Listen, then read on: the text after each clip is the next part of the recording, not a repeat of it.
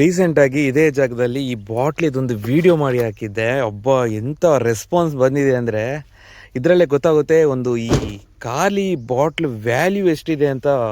ಅದು ಹೇಳೋಕ್ಕೂ ಕೂಡ ಆಗಲ್ಲ, ಯಾಕಂದರೆ ತುಂಬ ಜನ ಇದರ ಯೂಸನ್ನು ಪಡ್ಕೊಂಡಿರ್ತಾರೆ. ಅದಕ್ಕೆ ಅಷ್ಟೊಂದು ಜನ ರೆಸ್ಪಾನ್ಸ್ ಮಾಡಿದ್ದಾರೆ. ನಾವುಗಳೆಲ್ಲ ಜಾಸ್ತಿ ಆಗಿದ್ದು ಪೆಟ್ರೋಲು ಖಾಲಿ ಆದಾಗ ಇದನ್ನ ಹುಡುಕಿ ಸಾಕಾಗಿರುತ್ತೆ. ಕೆಲವೊಂದು ಟೈಮಲ್ಲಿ ಸಿಕ್ಕೇ ಇರಲ್ಲ, ಆಯಿತಾ.